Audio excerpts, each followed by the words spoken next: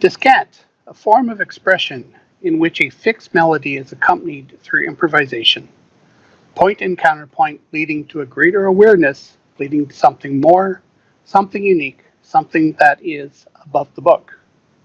I'd like to welcome Selby Evans, Thinkerer Melville, the namesake of our Thinkerer Award and our first award recipient in 2014. Joining in July 2005, Selby is a retired psychologist and university professor who also ran his own consulting business for 25 years. Selby's activities in Second Life has included the enablement and understanding of various disciplines in a virtual setting, including theater, video, music, art, writing, comedy, building, education, and newcomer help. Selby has been involved with multiple community groups in Second Life, Open Simulator, and other virtual environments. Selby maintains an active blog at virtualoutworlding.blogspot.com, which is used by thousands of people as a primary source of information for learning about virtual worlds and how to integrate various technologies. Selby, thank you and welcome back to VWBPE and Above the Book. Well, thank you. You have some questions for me? I've got some topics for you, so long as my dragon behaves itself. That's all right. I've got a list of them anyway, so I know what they are anyhow. Well, there we go. There we go. I guess where I wanted to start, because the Thinkerer Award's been going on for 5 years now. And I wanted to get your impression of not only the award itself, but also the accomplishments of the people who have been recipients of the award since it was launched. Okay. Well, actually, I thought a little bit about the award itself, and essentially the function, it is serving a valuable function in giving visibility to the activities of the various recipients. And that is certainly the reason I would value it. I'm essentially wanting to reach a larger audience, and the Thinkerer Award helps to promote the ideas of the recipients to a larger audience. So I think that I consider that very valuable. Now I'm going to, in the impressions of the accomplishments of the people, I noted that, and I am going to illustrate a technique that I have decided on, developed for years, over the years,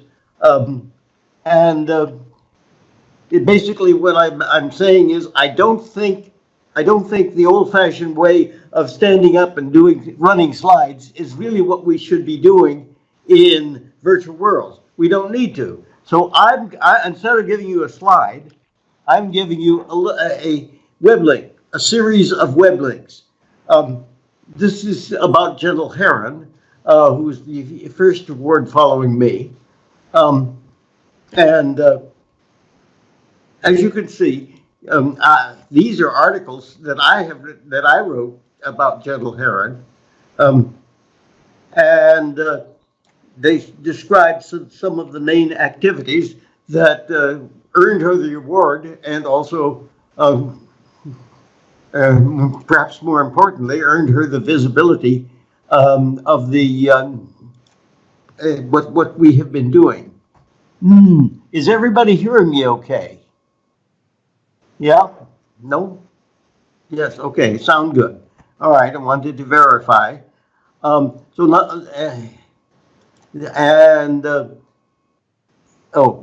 well, all right. Lear Lobo knows how to use the sound adjustment to turn up an individual speaker, and I hope everybody else does too. If not, ask Lear, she'll tell you. Now, I'm not going to go into the details of these items because I've already done that. Those are all, I think all of those citations, almost all of those citations are citations that I wrote, citations from my blog. And of course, what I have been doing is promoting the same thing that the Thinkerer visibility, the same thing that the Thinkerer Award promotes. And so you'll notice that I show a lot of activities for her. Now I have a couple of people that I know very well, but I don't know, but I have not had occasion to write anything about them. And by the way, this saves a lot of copying of what I say, because instead of my having to say it, I've given you links. So there's links to Andrew Wheelock, that's Smith Whitfield, and I have not had occasion to write about what he has been doing all that much. And let's see, I'll give you another one. There's Cynthia Cologne, who can even identify herself if she wants to, because she's around here somewhere. Lear's always around. Yeah, but I've not yet. So she has identified herself. I have not covered very much. Now, the most recent awardee is Val, who has actually been presenting all over here in this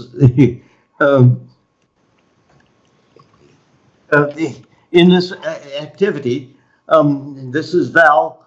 She actually has I've reported a number of things about her. She has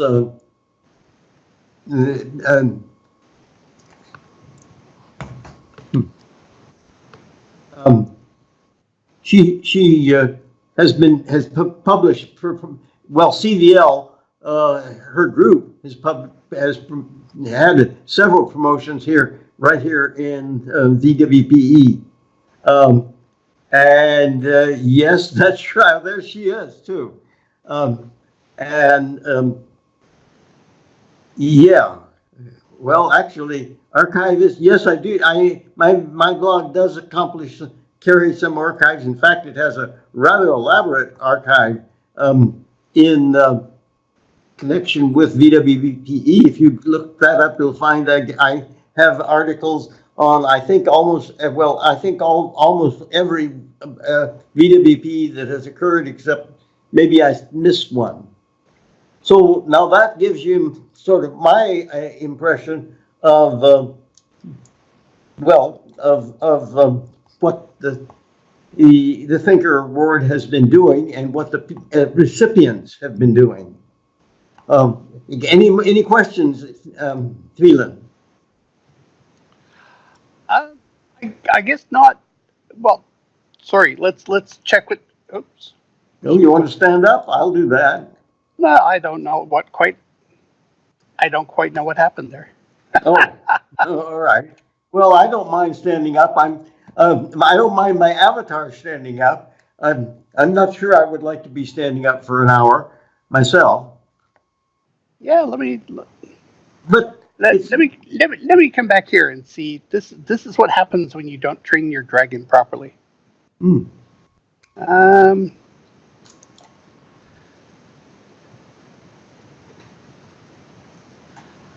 My apologies. This is no, you didn't have anything. Only quasi funny. All right.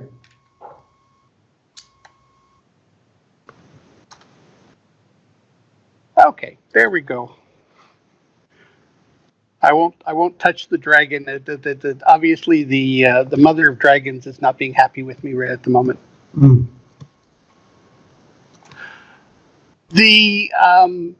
I guess one of the things that I find is that we've tried to promote this idea of leadership and ongoing promotion of service inside the community. And everybody that we've selected has exemplified this to a fairly great extent. We've had a number of suggestions of other people to receive the award as well. But quite often we find that there's just something about a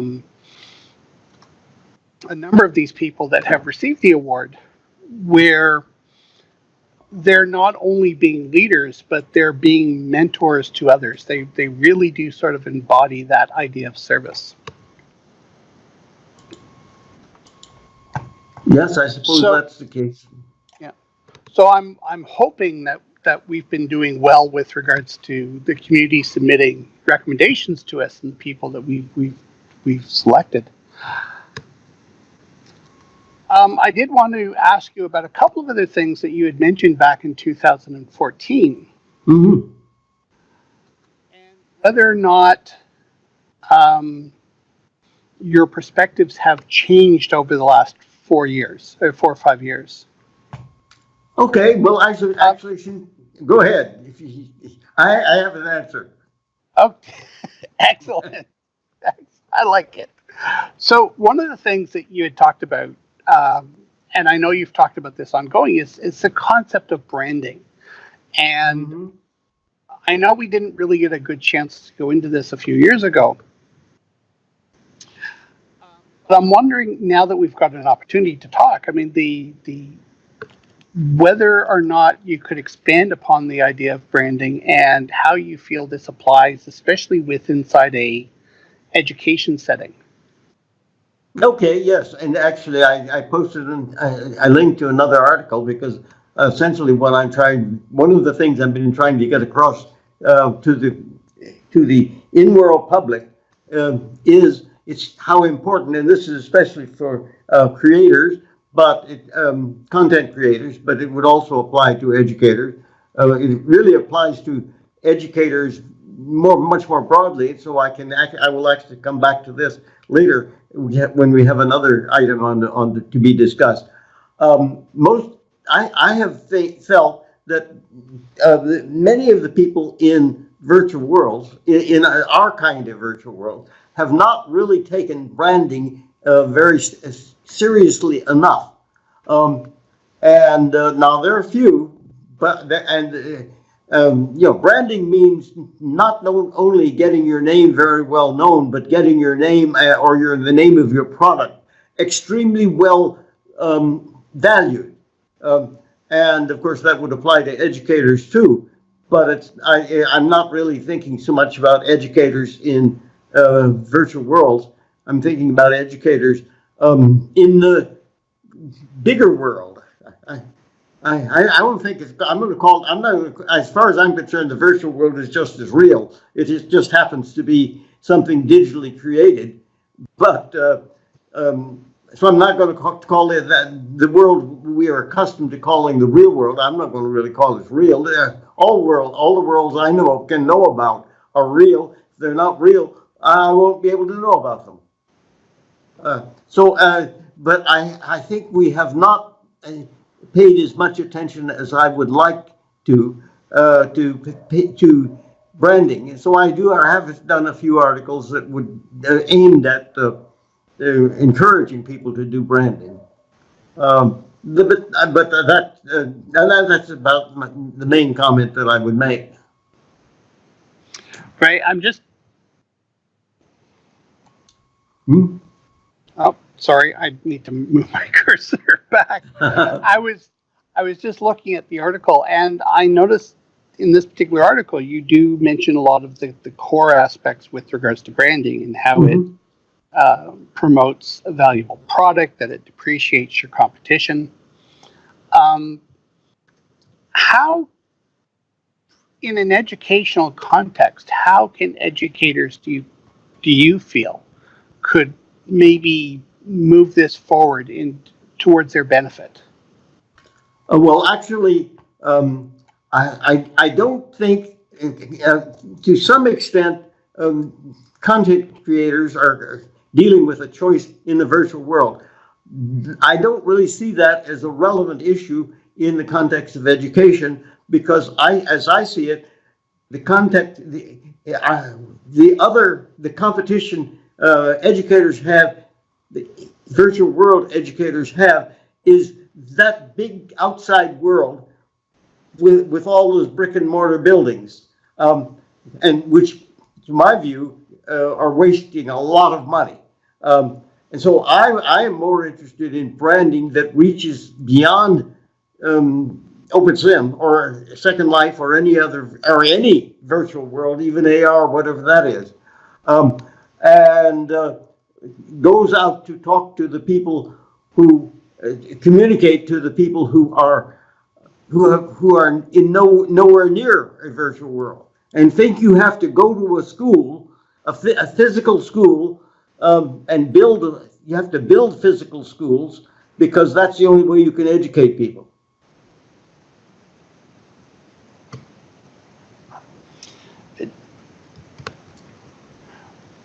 So I don't really have any. I have some suggestions in connection with another discussion, another issue that you were going to raise, that you were mentioned, and so I have. You may want to go on to that issue. Okay, let's go on to that one then, because I've got a feeling this is actually where we're going to get a chance to go through some various tangents. At least I hope so. Mm-hmm. Okay, well, the question you asked, and you said that I back in 2014, I said I knew how things should be, and you did, and I've been dying to ask you about that comment ever since. Okay, all right. Well, actually, I have some responses for that, and and I'm going to pick out the ones that where considerable success has been attained. And actually, the first one is the development. This is fairly new to this audience, I suspect. The development of educational institutions as I could describe it here in world or schools as institutions. Now, when I say as institutions, I mean you don't go to Second Life or Kitely or any of those places. You go to the college or university that you said you were going, that you understood you were going to. What I mean here, the links I'm citing are illustrating that what Kitely is now offering, and I'm really happy with this, is Kitely leases a grid, its own grid, private grid, to a university or college. And these are already in operation. There are several of them that's already in operation with Kitely. The arrangement has been in beta, and I'm not quite sure it's out of beta yet. And that means that nobody tells you to go register to someplace in somebody else's grid. They tell you are already registered in this particular at this particular web address. You go to this web address and go in, and you are already known because we did batch registration on you. So you don't have to figure out how to register, and you don't think of yourself as registering under somebody else's brand. If you are as a particular college, you are going to if you are marketing yourself, you have your own website, web location to enter the grid, your grid. It has your name, and you control the login page. You can make sure that nothing you don't like, or you don't want to show to your students or to your students' parents. Wouldn't really bother the students, but we don't want to show those things to the students' parents. And so you essentially are now not branding yourself as anything new, but simply as another technique for providing instruction in your college or your university, or I think in the future in your high school, and perhaps even in your middle school. And of course, in those cases, since you're dealing with high school and middle school students, you have complete control because you have running the grid. The school as an institution, you are running the grid. You can determine who comes in and who can't come in, and you've got much better control than you do in the old-fashioned solid world. Right. And is that actually the case with Kitely? Like, do they Yep. really provide you access to sort of like the back end? Yes, well, they provide, yes, you have the back end if you mean what it takes to manage the grid. Now, they run the software. Uh, and this is this is a new feature. This is not really the case with the ordinary Kitely grid. It runs just like it always has, which is pretty much like Second Life. Um, but as far as you as the institution you have taken it, you pay for it, they bill you, they don't bill any students, and you have complete control. That means, of course, that this is no longer an issue of what happens if I leave or if I die or something and I own this land. Well, there may be no way for anybody else to get control of it. That doesn't happen in this organization, because you have the institution has access. So yeah, it is. That's why I'm really very much excited about that. And this is one of the things I have been wanting for years. In other words, we don't have a whole lot of people teaching individually.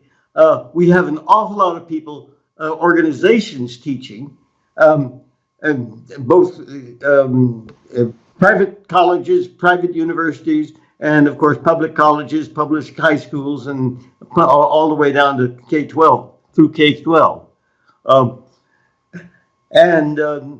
Any of these could, if they want to, make use of this arrangement.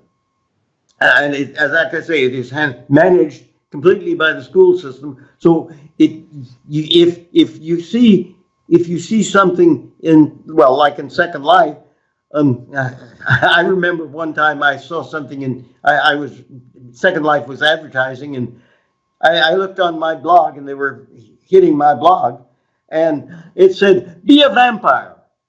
Oh, I cringed, because I don't want to be associated with being a vampire. I want to be associated with educators. And yeah, this is so. This is a matter of the brand. Yes, as a matter of fact, right now, Kitely has not set up Moodle fully.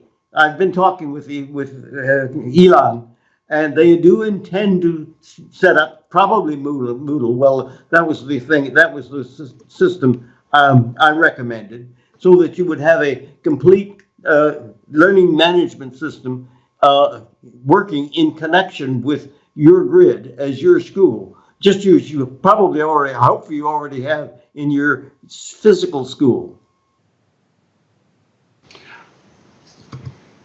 Right. What other success factors were you? Because you said this was just one. You mentioned that there were others. Well, actually, there's two.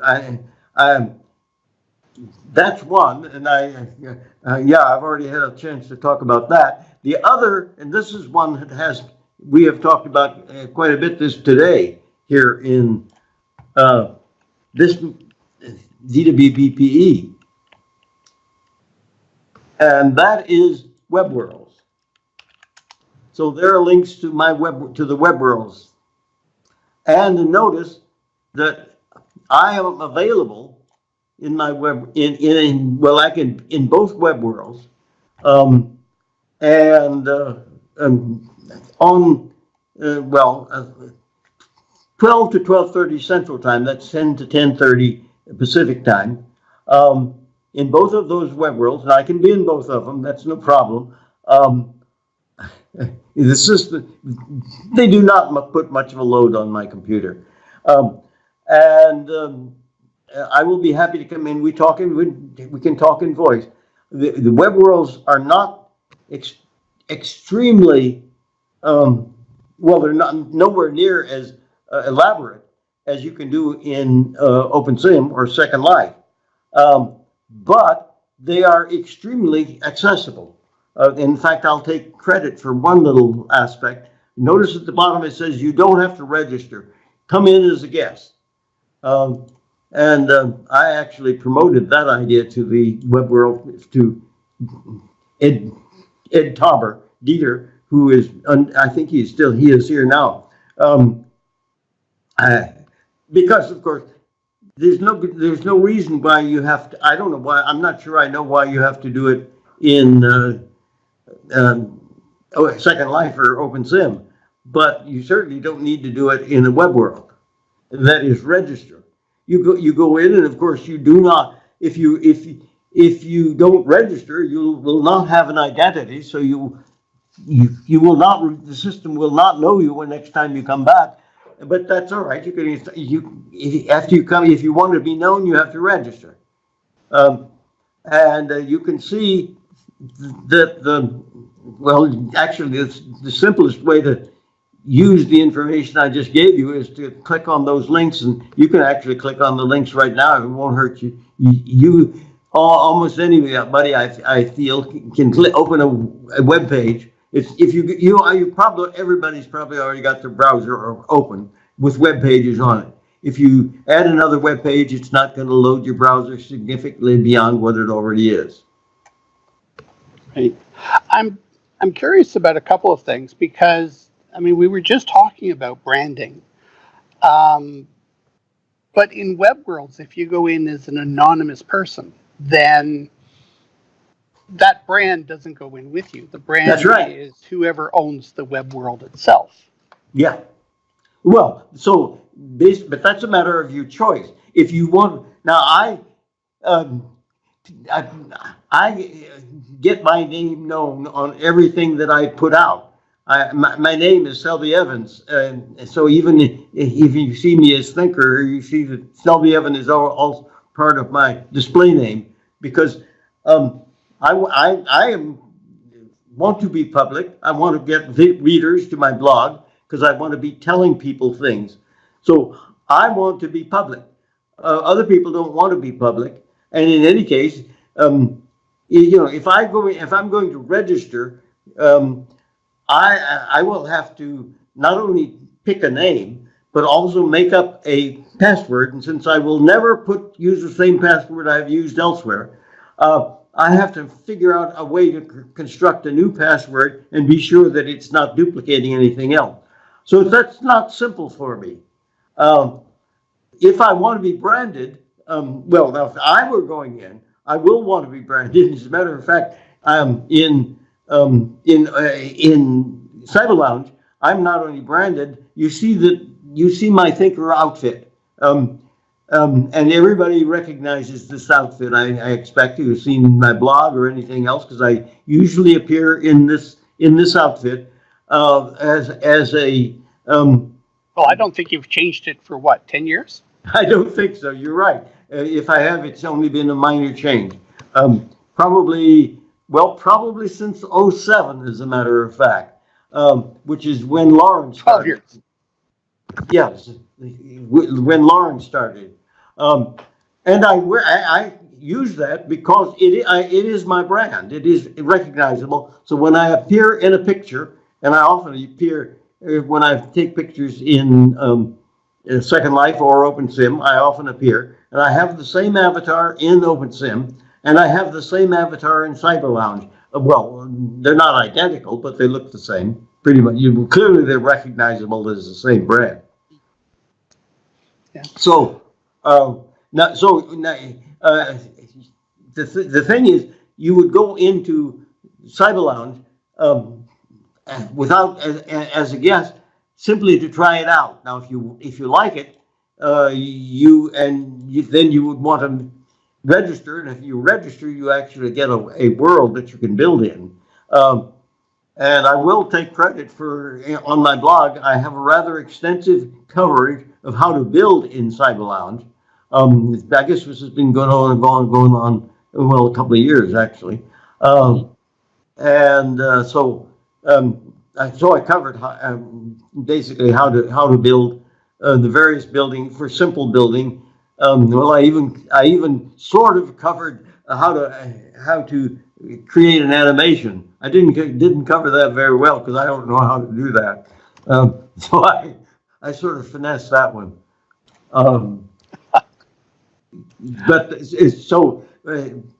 but what I'm really thinking, the thing I was thinking about especially is that a school would want to be attending to its brand widely, in what we are now conventionally call the quote real world, unquote. And so, and of course, and the technique now, the Kiteley arrangement makes that fully possible without sharing a brand with anybody's grid. Well, actually, we're not even going to they're not going to even talk about grids, because that's something that we in-worlders really understand. Outworlders don't understand it, and they think of a grid as what we used to use in high school and college as graph paper. Oh, okay. I'm curious about one other thing though, because I mean, and I guess this is something that I find is a little bit frustrating. The ability to develop a persona or a brand or an image and to have that image be portable between these different environments. There doesn't seem to be a lot that's happening on that particular front. We seem to be stuck within these walled gardens. Well, I don't think we're stuck with it. I think there has been a long time standing tendency in Second Life and now also in OpenSim to stay within our own virtual worlds and to talk to people within our own virtual worlds and to interact with people. And of course, that's fine. I like to do that. However, we're not attracting new people that way. And I want to attract new people. Now, I've explicitly set up arrangements to join groups that are not in virtual world, but are, and this is a change in focus that I think we need to begin to make. I think from an educator standpoint, I don't care what the technique is, what system we're using, like a virtual world or whatever, or artificial reality or whatever. Those are only tools for my instructional procedures. They may look very good, and they do look very good to me, but I would not be thinking about them in terms of being a particular technology. I would be thinking about them as being a particular instructional method. And I think we have, what I think we should be doing is joining and interacting with educational groups that are not in virtual worlds, that don't know about virtual worlds yet, and getting them to know about them. And I joined a few, when I can, actually, I had several groups that I was working with in Google Plus before Google Plus went away. And I do have a couple, there's a group that I am now posting to fairly often in Facebook, and they're called Entrepreneurial Educators. Well, I don't know how many people there are. I will check that sometime. But I certainly would like to view myself as an entrepreneurial educator, and I would like to do some entrepreneurial work to those people, addressing those people who are entrepreneurs and educators. So sort of like an ambassador. Yes, right. It's interesting that you brought up Google Plus, because it's just gone away on us. Where do you, because I know you were very, very active in Google Plus. Where do you see a lot of people going after Google Plus?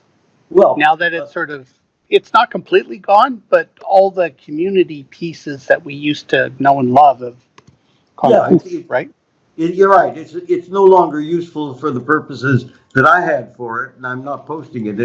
It's pretty much, I dropped it altogether now. Actually, I have 4 places right now that I mainly post in. 2 of them Twitter and Facebook, those are, well, obvious. And it's not that I love Facebook, it is that that's where the people are.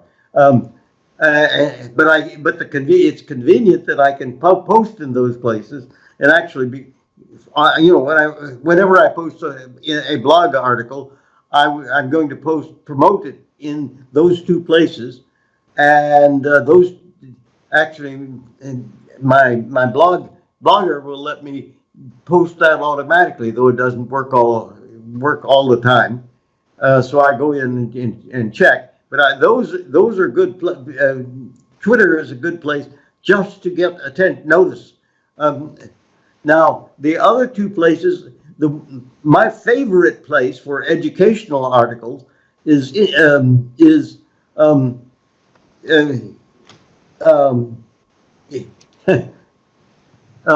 what's now I can't think of it. In LinkedIn.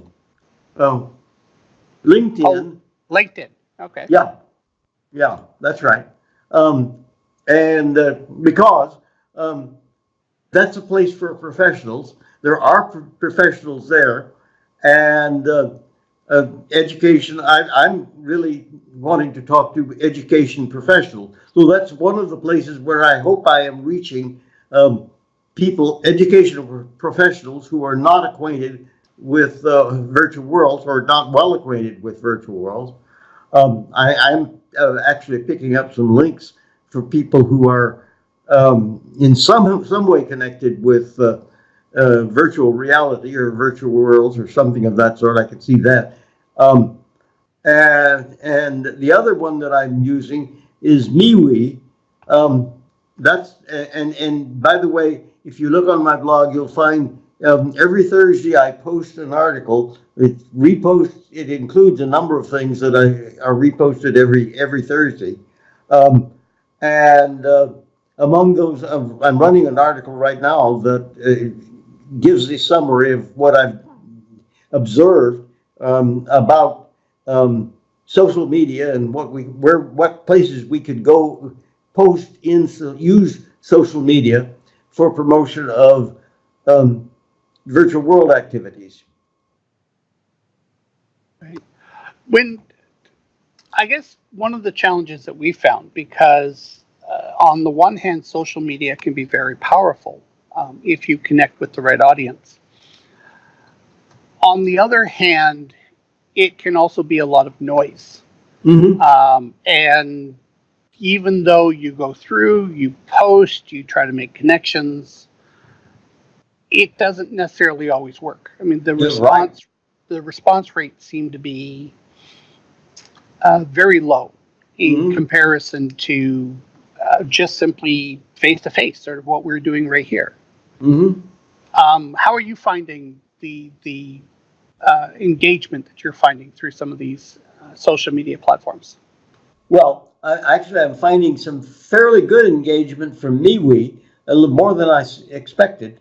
And by engagement, I mean people who click on something I posted and, at least indicated they liked it. And I'm not getting a whole lot of engagement from Facebook. But of course, I'm available.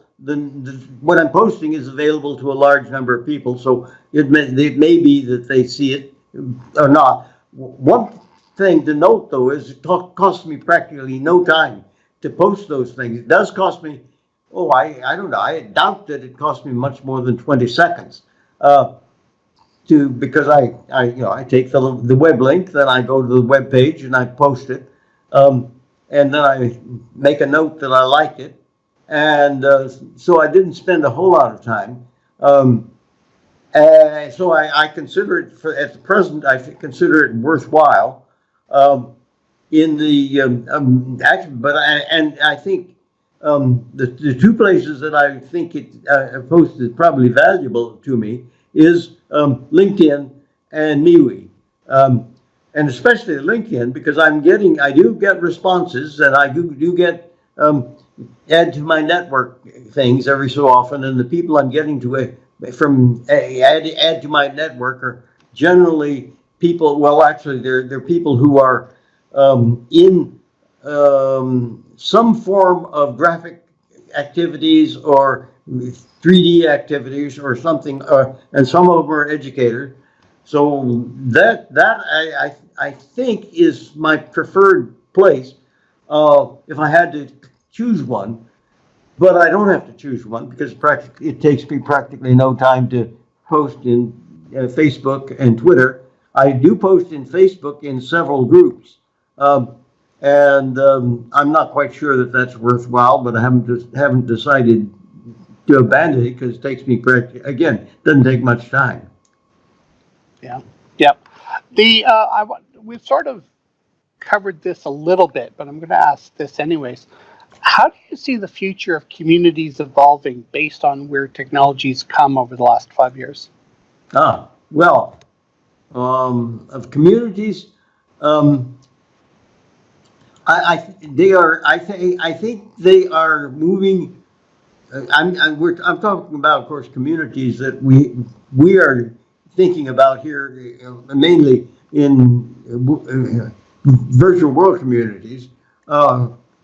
And what I think is, well, we already are moving out, and we just sort of discussed that issue. We're moving out of communication just in Second Life, and of course, OpenSim has never been suitable for communication within a grid because it's got hundreds of grids or more. Well, maybe 300 grids altogether. So that doesn't work. What the OpenSim did was move out, and that's where OpenSim was making extensive use of G+ as communities, because it did have a good community arrangement. Obviously, we're looking around for new ways to form communities, and as I see them, well, there's a couple of other methods, other places. Discord is another one, and that's one I'm working with. And then Friendica is still another one. But basically what we're doing at the present time is looking around for ways to maintain contact with our communities without being dependent on any particular grid. Yes, so that's where I see our communities going. And what I would like for us, and of course, this can happen in Discord and in MeWe. We are talking to people who are not necessarily, well, numbers of people are not in virtual worlds or are not yet in virtual worlds, and I hope they will pay attention to what we're talking about and become interested in virtual worlds. Okay. And then one of the other questions I wanted to ask you was, because we're very much service oriented, all educators are really. So has the spirit of service in education increased or decreased in your opinion? Well, actually, I think it has not changed in particular at all, because it's not really, it is completely independent of technology. If it's something that people do.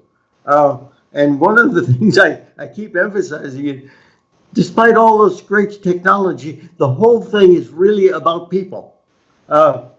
And connecting people, yes, it's a great way of connecting people, and that's probably the main reason that I like it, and probably the main reason most of us like it, though we may not think of it that way. So I don't think there's been any change. That would be a cultural change. I think that educators are always interested and have long been interested in providing service. They now have a better way of doing it, perhaps.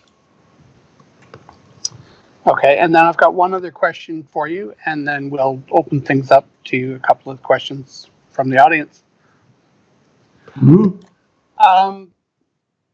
What do you feel are new challenges for education and educators? And has this changed much from like 5 years ago? Well, yes, it has. And actually, some of the discussions we had earlier today made me think about these issues. One, refocusing education, and I'm thinking about from the standpoint of people in virtual worlds, refocusing on educational objectives instead of technical details. In other words, when I think from an educator standpoint, I don't really care what the technology is as long as it's going to work. It's a tool. In the olden days, I was happy to use the telephone, especially since my university paid for it. Nowadays, I could use Skype and it wouldn't cost me anything. But refocusing, and that I would like to encourage people, the thinkers around here, to think through what is their objective, and very possibly, we've been talking about various VR, AR, and all of those other kinds of things. What real benefit choices would we make if we, and would it, I would expect that there would be some educational reason why you would choose a particular technology as opposed to others.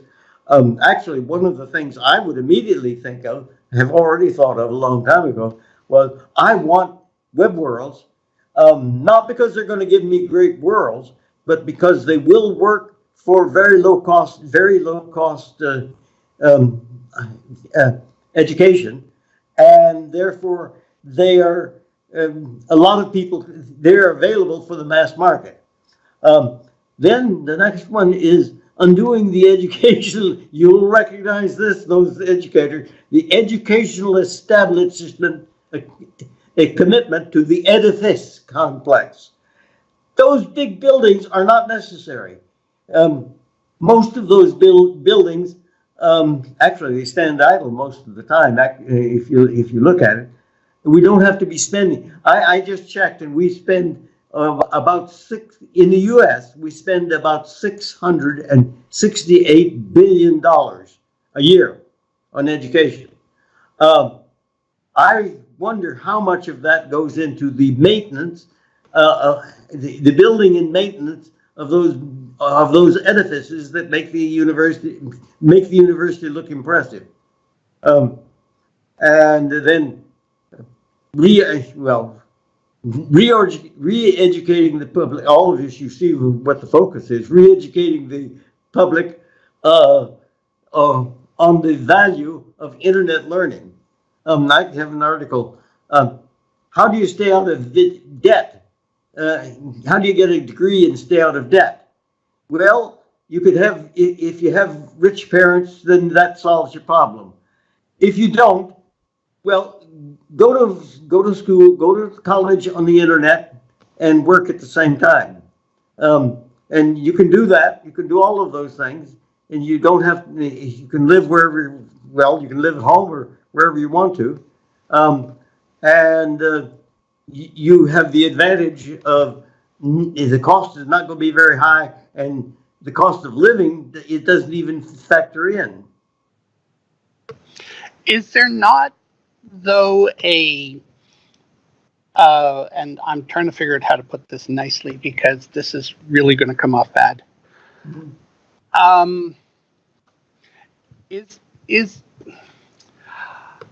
I guess one of the things that I'm thinking of is that quite often the larger universities and colleges, people want those particular degrees, not necessarily because of the degree, but because of the institution. Mm-hmm. Yeah. Well, you're right. Right. Yeah, there is a big effect, and actually, some of it is related to being present in that location, because you meet people, and you send girls to an important school. In the older days, I hope it doesn't happen very often now, but it does. I expect it does. You send your daughter to that school in the expectation that she will meet some buddy who is going to be some boy, marry some boy who is going to become rich because he's a great engineer or something like that. Well, or he's a lawyer or something. The MRS degree. Yeah. So you're right. so there is that, and there's no way to contest that. That works if you could afford it. And now, if you can't, and now of course I'm also thinking I don't think nowadays it's all that important for your daughter to meet that rich husband, because Well, I would hope not. she very possibly make more money than he can. But we're talking about parents who are old and maybe sot in their ways, and there were other things. You make friends with other people in that college or university, and it's just, well, highly regarded university. They're going to get good jobs, and you'll have therefore good contacts, and those are valuable things. Now, that you don't get if you go to you don't necessarily get if you go to a college online. But that's one of the points I would make about a place like this. We are meeting online. You probably hadn't noticed that. Actually, I forgot about it because we are so used to interacting with people online that we don't even notice that we're miles away and have no idea what each other look like. We know what our avatars look like, and we would recognize them. And besides, fortunately, our names float over our heads. Something I really thank Second Life for. Okay, unfortunately, I think we're going to have to wrap it up there, just simply because we've sort of come to the end of our time. But Selby, I'd like to thank you very much. You're welcome.